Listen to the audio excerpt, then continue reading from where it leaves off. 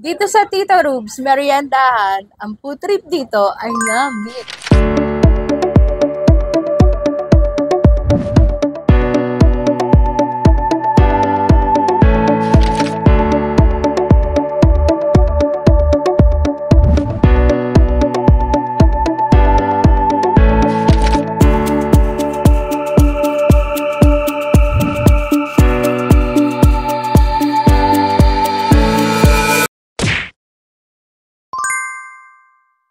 Ako po si Ruby Cruz, ang may-ari ng Tito Rubes Meriendahan.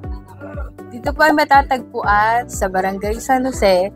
Tapat lang po ako ng chapel ng Barangay San Jose. Ito po ay nagsimula nung bago mag-pandemic. Ako po ay nakaisip na magluto ng merienda dahil sa wala po kaming ginagawa kundi dito lang sa bahay. Naisipan ko pong gumawa dahil bagong tayo ang child's home, bagong tayo ang PLP, malapit na po kami sa eskwelahan. Dito po at takbuhan ng mga doctors, mga nurse na naghahanap ng merienda. Kaya po naisipan ko ganitong negosyo.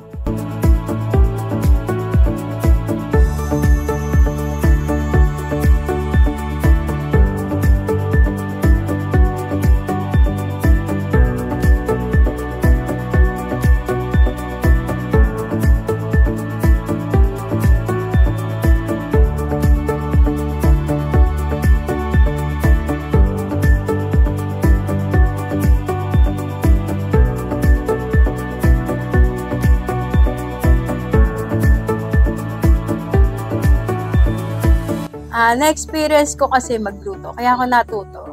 Dahil sa biyanan ko, lalo na kay biyanan ako, mahilig ko siyang tingnan, mahilig ko siyang tulungan sa paghihiwa, sa pag-ano. Hanggat tumutulong ako, nakikita ko kung ano yung mga ginagawa niya, kung ano yung mga recipe niya, mga sikretong recipe niya, tinitingnan ko, tinitikman ko, lahat inalam ko. Kaya eto, sabi ko, balang araw, magiging hanap buhay ko ito, magandang tulong sa akin.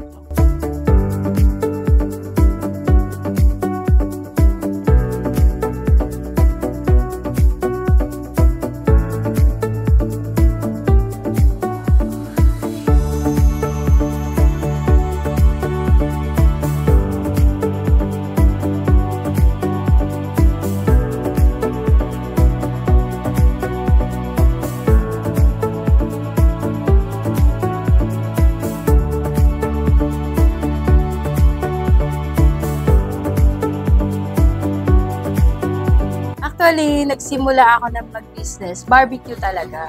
Yun ang special recipe ng pamilya. Maliliit pa yung mga bata, nag-deliver ako sa PCC, Pasig Catholic College, sa Niño Jesus, sa Rizal High. Actually, ang order sa akin, 1,500 a day. Hindi ko na lang talaga kinaya dahil matanda na tayo. Saka nung huminto ako, tapos babalikan ko na siya, wala na, meron na mga nag-deliver. Malalaki na rin naman mga anak ko, kaya gusto ko, balikan din yung ganung business dahil maganda eh. Pagdating sa umaga, deliver. Pagdating ng hapon, maniningil na ako. Another na naman yun. Balibagong po na naman. Iniikot ko lang yun. Maliliit pa mga anak ko noon.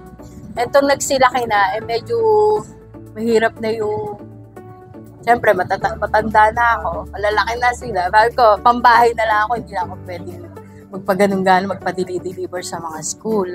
Sabi ko, kaya ganito, naisipan ko, dito lang ako sa bahay. Kumikita ako. Ito po yung aking turon na isa sa pinakamabili at mabilis maubos. Dahil siya ay maraming langka. At crunchy po siya pag sineserve ko. Hindi po siya makunat. Bagong luto po lagi pag sineserve.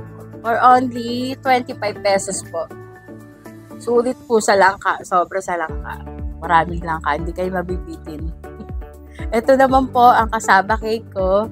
Maayos po ang ingredients. Hindi po tinipid. Lahat po ng natural na ingredients. Nandiyan po. Ito naman po siopaw. Kapartner lang po ito ng beef mami ko every Thursday. May siopaw po ako. Ito naman pong bikos na may latek. Mabili rin po sa akin yan. Ubus po lagi din yan. Lalo na po itong palitaw. Dito po ako nakakaipon ng pera dito sa palitaw na to. Mabili po siya. Sobrang bili. Yan po lagi hinahanap ng mga customer, palitaw. Ito naman po ang aking special na mami. Anli soup po ito. Kada Thursday lang po siya. Kaya po dinadayo na kada Thursday. Talagang dinadayo po dito yung mga kakanin. Kamukha ng biko sa latek, yung may latik sa ibabaw. Kasaba cake, inutak, at saka palitaw, pichi-pichi ko. Dinadayo po nila yan. Ini-invite ko po kayo na ako po ay dayuhin nyo dito sa barangay, sa aming lugar, sa barangay San Jose. Tapat lang po ako ng chapel, gilid po ng barangay. Kahilera, madali lang po akong hanapin. Nandito lang po ako sa labasan ng gate namin. Dali na po kayo, tikman nyo po ang aking mga luto. Salamat po.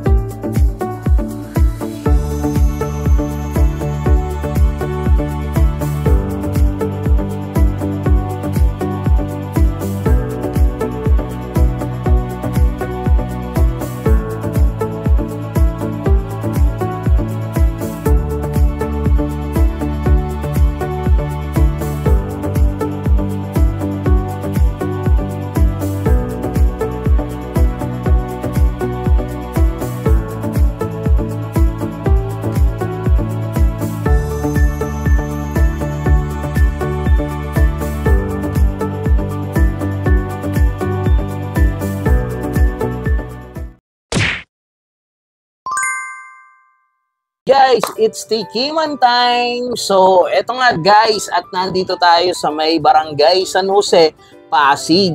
Kung matatandaan nyo guys, yung pinicture natin na El Cafe Zapateros, eto, yung mami naman ng owner na pinuntahan natin dito.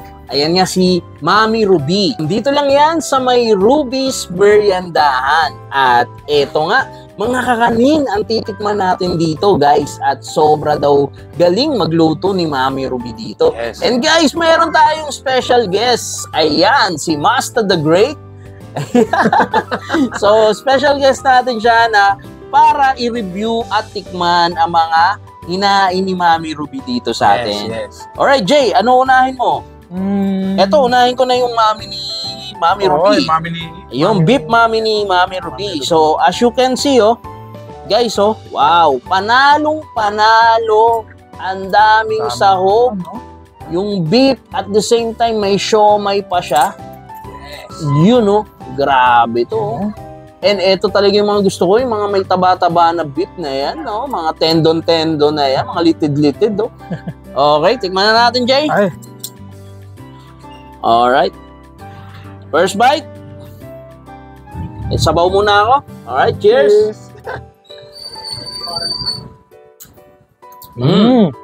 Sarap. Oh, sarap Iba yung quality Sarap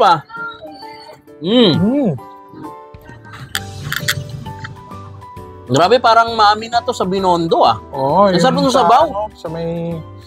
Sa may Lucky China, Manamis-namis siya. At the same time, ang lasa-lasa ng sabaw niya. Grabe. Yes, sobra. Iba yung iba yung linamnam niya. Parang yung nanunuot. Nanunuot niya. Nanunuot yung lasa. Subukan ko itong siomay nila, guys. Ayan, as you can see, wow.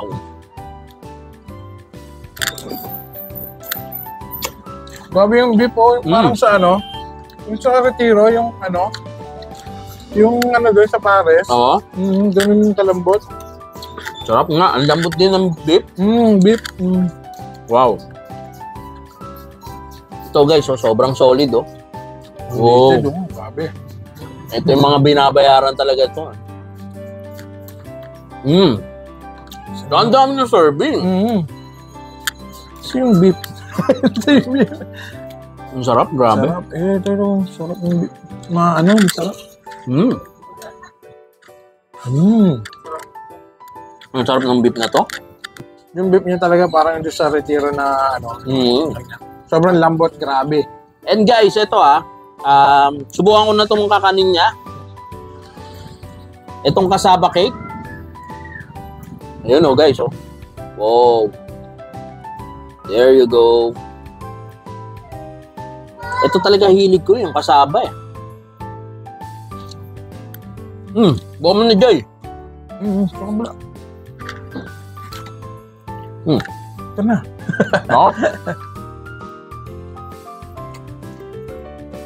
Wow, sarap Grabe. Napakalasa. Yung sa, nyo, toppings. Grabe. Nagme-melt. Hindi siya yung super tamis, pero yung lasa niya, yung sunog ba? Yung parang sunog sa ibabaw, lasang-lasa mo, sarap. Lasa. Sarap. Bukan naman natin itong biko. There you go.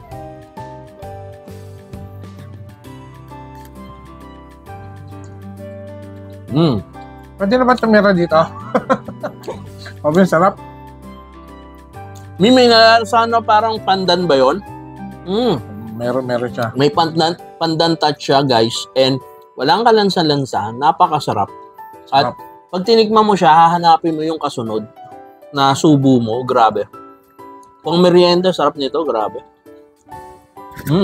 Panalo. Wala akong masabi, grabe. Isa pa. Grabe, sarap. Ito na yung medyo daw, no?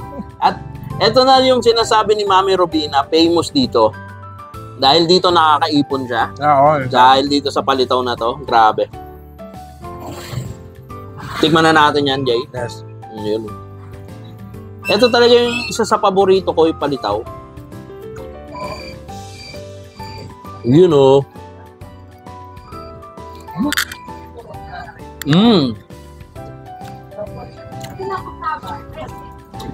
Grabe. Grabe. Kaya pala. Hindi ko ma-explain, sobra. Hindi siya tinipid sa ingredients, guys.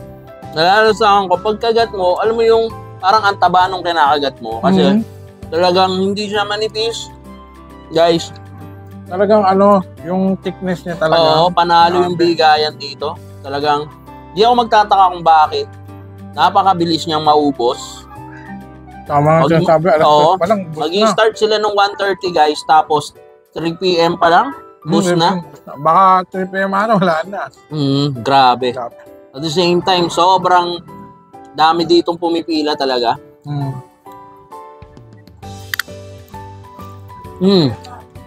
Ang sarap, grabe. Ito yung masasabi kong mga nakatagong hidden gem. Grabe. Sarap. Panalo. Sobra. Nabuhan na natin ito siopaw ni Mami Ruby. Siopaw ni... Anong tawag nila dito? May ba kayo? Special na tawag sa ganito? Mini siomay. Mini siopaw ni Mami Ruby. Yan, tikman na natin guys. So, ganito siya. And saktong-saktong siya partner ng Mami. Parang na tayo kumain dito sa Binondo, no? Yung lasa ng Mami, yung sabaw, parang Binondo quality. Grabe. Sobra. Tingnan natin.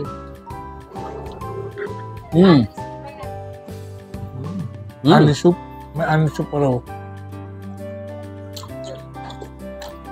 Yan yung Mami, may ani soup pa, guys, ha? Sabi nito, ha? Grabe, iba rin yung pala, no? Ang makikita niyo yung loob, malaman. Ang panalo, guys. Mamimerienda ka, Mami, with siopaw. Grabe. Solid to. Tikman na natin itong turon. Yes. Yun. Yung turon. Hatiin mo na. There you go. Wow, tingnan nyo. Yun lang ka. Kitang-kita sa gitna. Ayun. Okay, cheers. Yes. Guys, makita nyo yung turon. Hinati namin ni DJ kasi malaki yung ano niya. Sobra. Yung serving niya. Yung laman niya, hindi tinipid. Oo. Ayan, oh. Makita nyo, guys, oh. There you go.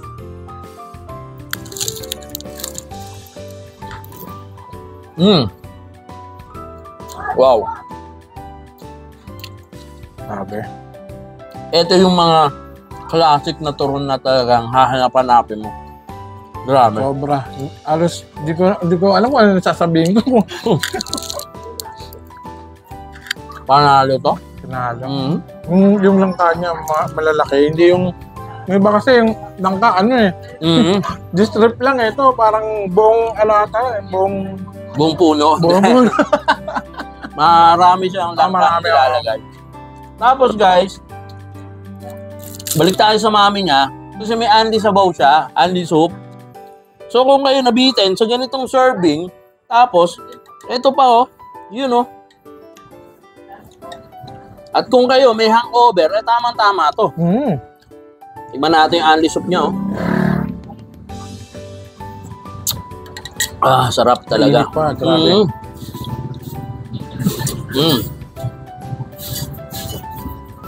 Panalo. Grabe.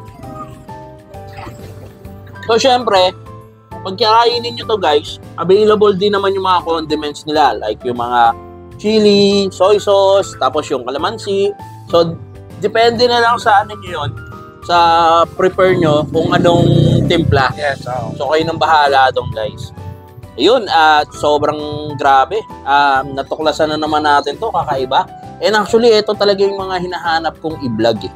Yung mga legendary na talagang mga classic na mga nagluluto ng mga ganito. Nasa kanto-kanto, sa kalye-kalye lang. Grabe. Tsaka yung ano, hindi mo akalain na dito sa lugar nila, meron palang ganitong kainan. Oo, tapos na napakakasarap, di ba? At quality talaga. Ito, favorite ko to.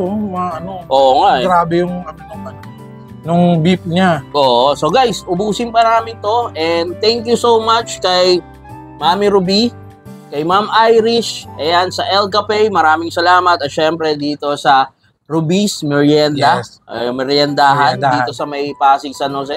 Thank you so much po sa inyo at sa lahat mga tao dito. Salamat po. Shoutouts po sa inyo. And sina-shoutouts ko si Jing. Yeah, shoutout sa iyo, Jing. Ayun.